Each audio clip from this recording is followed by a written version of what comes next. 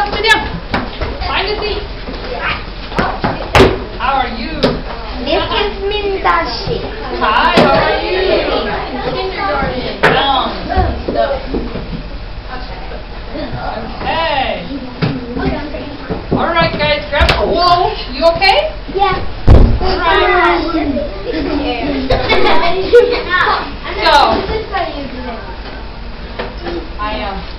You guys all doing okay? Yeah. Okay. So I'm not teacher Linda. Mrs. Linda her dad had to go up to Washington to see a college graduation, and her daughter had some friends over there. You saw Stephanie before. She's going to be gone for the next 3 days, but I get to share with you, and that was fun.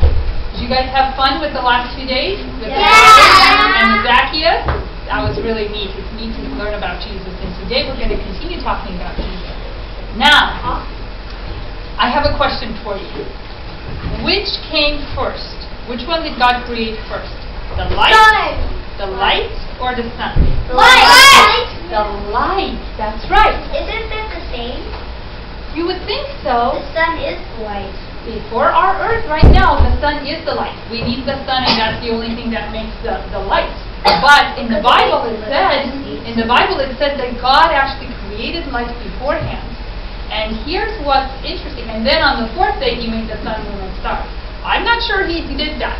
How he did that. I'll have to sit down with him in heaven and ask him how that all happened, because I'm not sure how you have light without sun. But so far everything he said in the Bible has been true, so I'll have to take his word for it. But here's another reason for why I think God made that happen. Because it says in John chapter 8 verse 12, this is what Jesus says. He says, "Then Jesus spoke to them again, saying, I am the light of the world. He who follows me shall not walk in darkness, but have the light of life." So, he is the light of the world. So he could make light, and he could make the sun afterwards. And what's interesting is that at the end, after this earth is made new and after heaven, then something interesting will happen. In Revelation 22 verse 5 it says, "There shall be no night there. They need no lamp nor the light of the sun, for the Lord God gives them light, and they shall reign forever and ever." So at the end, when God makes everything new, and there will be just heaven and a new earth, then we won't even need the light of the sun, apparently. But what's interesting is how Jesus created the light, and he will be our light forever and ever. What we're going to be talking about is the stuff in the middle, the stuff that happened in between. Because what happened is things didn't work out too well on this earth from the beginning. Remember what the story of Adam and Eve? What happened with Adam and Eve? What choice did they make? Does anybody know? What's Adam and Eve? Adam and Eve, they were the first people that God created. We'll learn that on the last day, on Friday. But Adam and Eve were the first two people that God created. So Hallie, what bad choice did they make?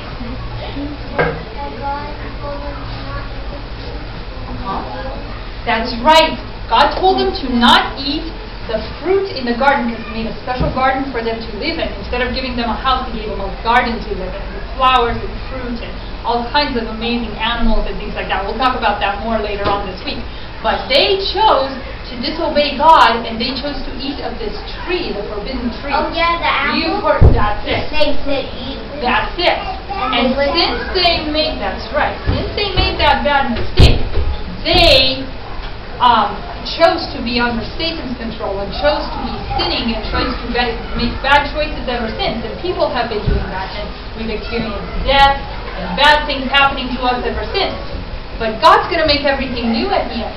But in order for him to make everything new, he had to send Jesus in order to die for us. And Jesus is God, but God the Father and Jesus decided that they were going to have a plan together in order to save us from the bad choices that we made.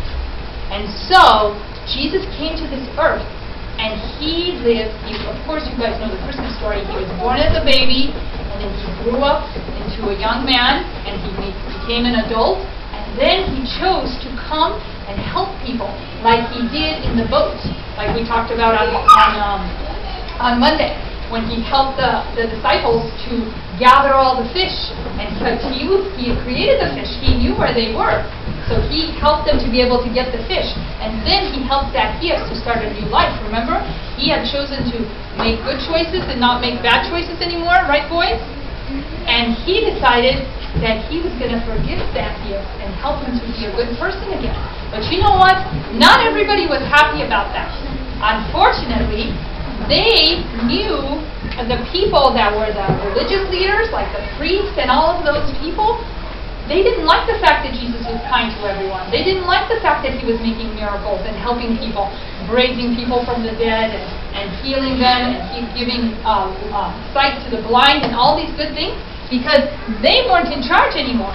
They didn't have a chance to do what they wanted anymore.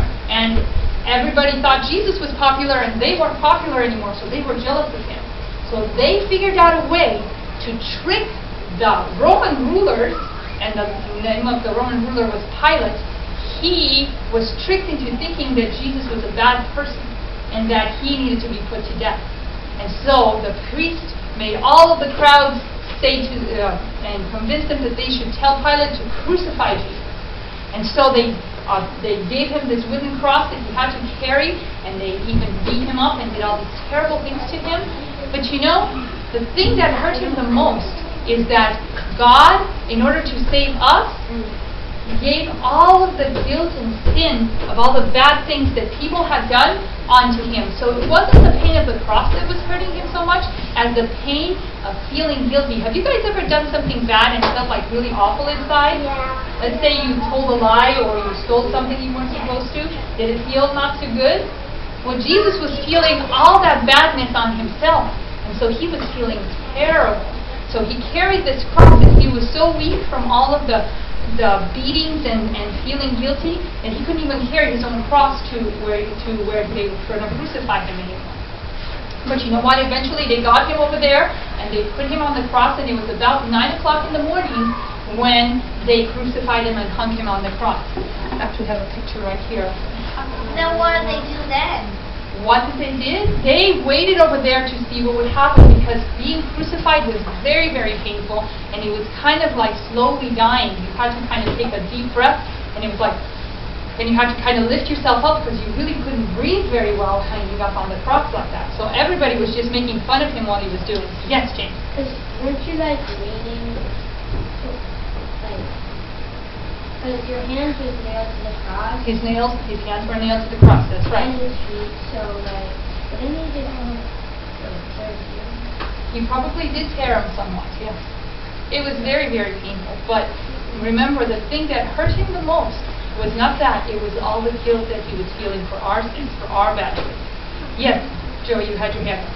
Well, it wasn't actually through the hand, it was through the wrist. Right. It would have been very difficult if his hand would have probably torn and slipped right through. They probably put it in here. So But close enough to the hand. Just because they Yeah. this blood.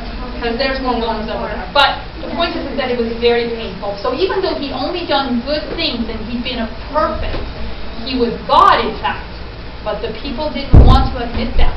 The priests didn't want to admit that he was God. They didn't want to believe in him. So they just chose to crucify him. Here it is in the middle. That's Jesus on the cross. You guys see that? I'll bring it to you. Yeah, but you gotta see them. But you know what interesting thing happened? While this was happening to Jesus, it was a beautiful spring day, and it was beautiful outside. There were flowers in the field, and the sun was shining brightly, and it was actually quite amazing how beautiful everything was, but how painful and dark it was in Jesus' part. Because it felt like God had gone away from him. But just as it became 12 o'clock, at about the time that it was noon, just as that happened, all of a sudden, guess what? It went blank. The sun went away, and it was complete darkness like it was midnight. Because God wanted people to know that this was truly His Son, and He had died for each of them. And Jesus had not died yet. He actually took 3 more hours to die. And during this time is when He was feeling the most pain in His heart. And it was because of our sins that He was feeling that. But you know what? God took away the sun from the sky. He didn't make it disappear. He just made it dark all of a sudden. just like we just saw the light bulb. I'm not sure how he did that, but all of a sudden it was darkness. And nobody could see anything, except they could probably see a little bit of the cross. Because God was kind of trying to cover him up in the darkness. That's how Jesus was feeling inside. He was feeling left alone even by God. But that's what he chose to do because he knew it was the only way that he could bring us back to heaven. And it was painful, but it was the only way that he could do it. And then Jesus, after 3 o'clock, we don't know if the sun came back up again or not, but he said, my God, why have you forsaken me? And then all of a sudden, he said that he's thirsty. Yes, sir? Oh,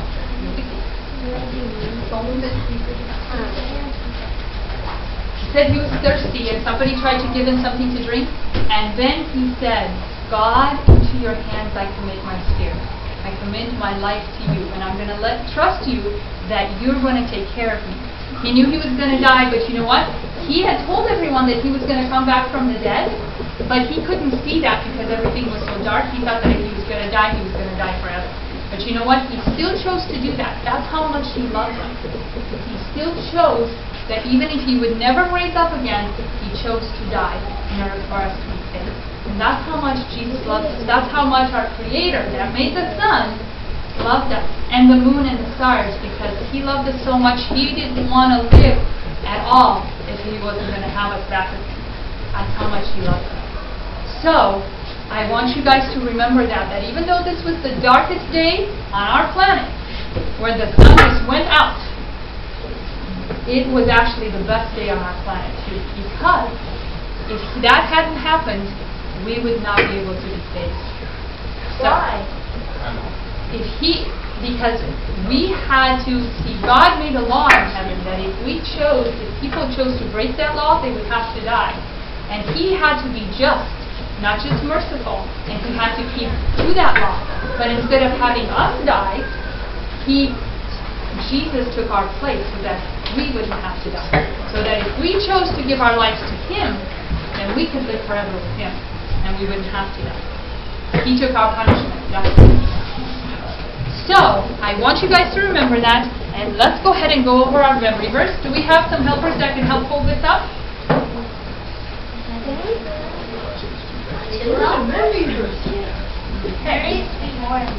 Okay, I need 2 more. Okay, oh, you can hold 2. That's a good idea. Actually, I need 3 more helpers. Okay, and I'll hold. There you go. Okay, are you guys ready? Let's read them together. The heavens declare the glory of God, and the firmament shows his handiwork. All right. Okay, handiwork. That's right. That means the work of his hands. Okay. Psalm 19, verse 1. Okay, let's do it again. The heavens declare the glory of God, and the firmament, that's the sky, that's another word for the sky, shows his handiwork. Psalm 19, verse 1. You guys Can can you hear it without the first one? What's that? Can I just say handiwork? Sure, why not? It's good enough. Ready? Let's see if you guys know what the first one is. The heavens declare the glory of God, and the firmament shows his handiwork. Psalm 19, verse 1. All right. Okay. Now let's see if you guys can do. Why did he make the clouds? When did he make the clouds, or why? Why? Because we would need rain, right? They need something to cool up the rain up in the sky until it's time for it to come Why down. can't it just come down up? They'd have to have something to come down from, I would think. Well, in the beginning, it came out of the earth. That's right. In the beginning, it came out of the ground, and after the flood, it came out from the sky. But we'll talk about that later. Let's go ahead and do the verse one more time. The heavens declare the glory of God, and the firmament shows his handiwork. Psalm 19, verse 1. Okay, one more time. Let's do it without any of them except for this. All right, you guys flip them over. Ready? The heavens declare the glory of God, and the firmament shows his handiwork. Psalm 19, 1. And the reason we give you this is so you can go back home and look it up in your Bible and see that it's actually there. That's what it says. It says that the sun and the moon and the stars show what God is all about because He's light, right? So He shows all of the things in the sky show that God is light. Okay. Thank you, girls. Oh, because He lives in the sky? Wow, we're early. Very good. Okay, so let's go ahead and... Oh, great idea. That's a perfect idea. Okay, guys, let's remember our verses from before. Let's see, we just do one at a time. God created... Wait. 1 second. I think it starts with in the beginning, no? I think our first one is this. Here we go. Yeah. All right, there we go. In the beginning, God created the heavens and the earth. Indeed, it was very good. God saw that everything. And indeed, it was very good. Okay, here, can you hold it over here? And over here. There we go. Let's see if we have enough. I think I need more numbers. I think 21. Okay, I'll just have to flip through them. Okay, ready? What's that? See if we can get what? Oh, yeah. How about you guys help me out? Yeah? Okay, you two girls, come here. Okay, right there next to Samuel. Right there, you can stay next to Captain. And who else? Who should the way this one out? Okay, and friend. And I need somebody to hold up the verse. I will. Okay. Samuel. I'm going away. Bella, there you go. All right, are you guys ready? Let's do it together. In the beginning, God created the heavens and the earth. Then God saw everything, Jacqueline, hold it up, that He had made, and indeed it was very good. Genesis 1, verse 1 and 31. Okay, one more time. In the beginning, God created the heavens and the earth. Then God saw everything that He had made, and indeed it was very good. Genesis 1, verse 1 and 31. Perfect. Wonderful. Okay, I'll gather them from you like this. Just I over your was lap. wrong. And that way we have them in order. You guys can go back to your seats. Thank you guys for helping. Perfect. Thank you, Samuel. Okay, and then we're going to review yesterday. Let's see if you guys remember yesterday. Okay.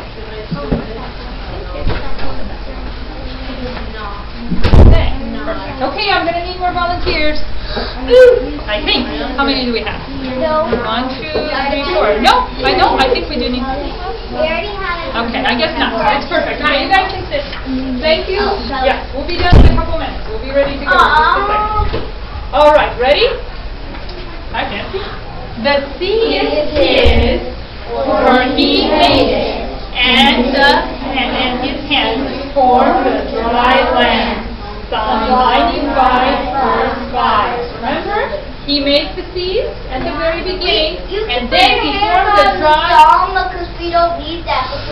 Every time we know the song because that song. That's true. We've had the Psalms. We've had Genesis too. But that's fine. Okay, let's do it. Let's do it without the reference. Let's see if you remember that. Ready? The sea is His, for He made it, and His hands formed the dry land. Psalm 95, verse 5. We almost said Genesis. That's right, we did. Okay, I think we're ready to line up, guys. You guys did a great job. Oh, wait. Don't go anywhere yet. Liana's going to leave you. Just wait. You can start walking, but wait until she gets there. Then don't leave. Don't go out the door yet. Thank you for being patient. Good job.